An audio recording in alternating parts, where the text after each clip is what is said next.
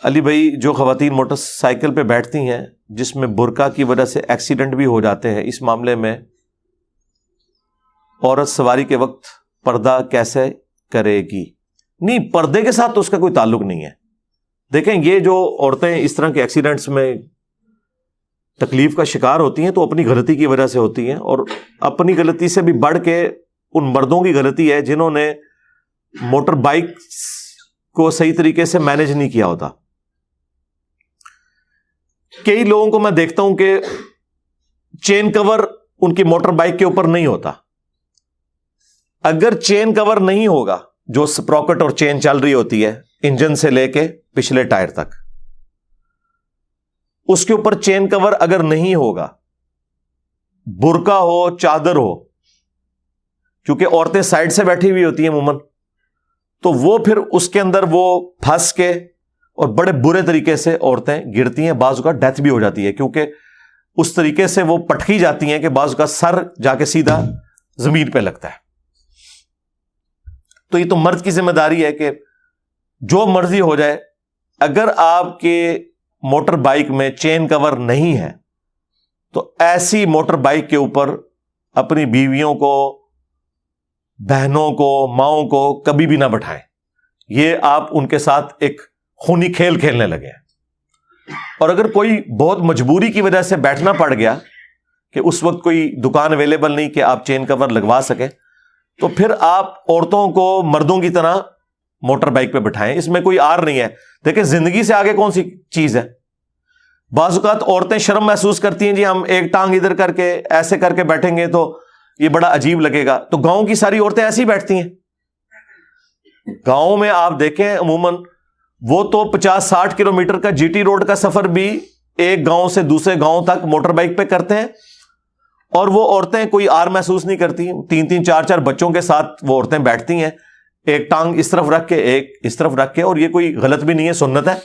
بخاری مسلم دونوں میں حدیث موجود ہے کہ نبی علیہ السلام جب امہات المومنین کو اونٹ پر سواری کرواتے تھے اپنے ساتھ، تو ایک ٹانگ ایک طرف اور ایک دوسری طرف.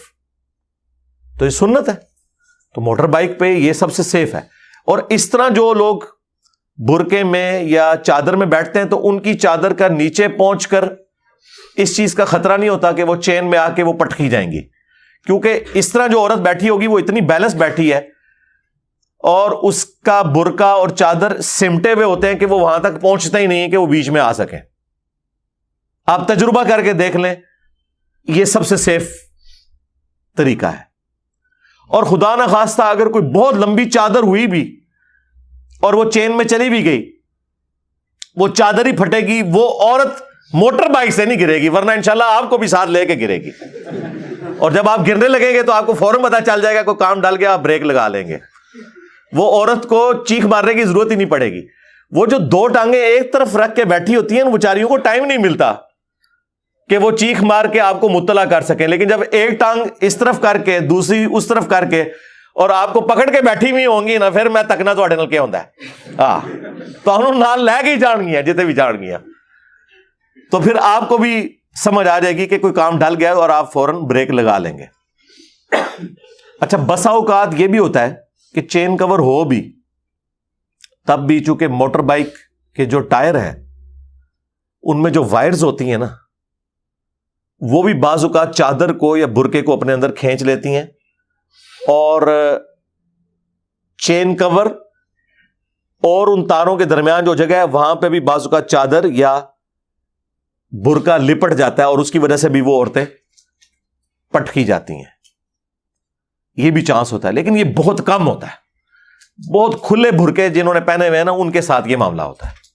تو برقعے بہت زیادہ کھلے بھی نہیں ہونے چاہیے، چست بھی نہیں ہونے چاہیے، لیکن بہت زیادہ کھلے ہوئے بھی نہ ہو کہ وہ لٹک لٹک کے بیچ میں جا رہے ہیں. اور خصوصاً جب ہوا چل رہی ہوتی ہے نا، اس وقت یہ زیادہ چانسز ہوتے ہیں.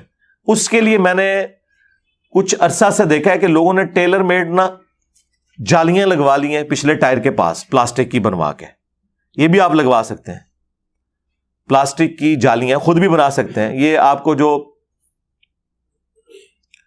مختلف بوٹلز ملتی ہیں نا، یہ پیپسی کی یا ٹیم کی یا سپرائٹ کی، ان کے جو بڑے والے پلاسٹک کے ڈبے ہوتے ہیں جن کے اندر وہ 6 بوتلیں آتی ہیں 1.5 لیٹر کی، تو کوئی ایک آپ لے لینا, تو اس میں سے آپ دو اس کی سائڈز کاٹ کے نا تو پلاسٹک کی وہ بھی بنا سکتے ہیں, ایک دائیں طرف لگا لیں ایک بائیں طرف, یا کوئی ٹین یا کوئی پلاسٹک کا کور. مارکیٹ کے اندر پلاسٹک کی بیکلائٹ کی شیٹس بھی ملتی ہیں جو ہم نے اوپر لگائی ہوئی ہیں یہاں کی ایئر کنڈیشننگ کو روکنے کے لیے, تو یہ بھی آپ ٹیلر میڈ بنا کے لگا سکتے ہیں اگر زیادہ آپ نے وہم نکالنا ہے. تو راستے تو مختلف اویلیبل ہیں اس حوالے سے, لیکن چین کور سب سے بڑا ذریعہ ہے جی.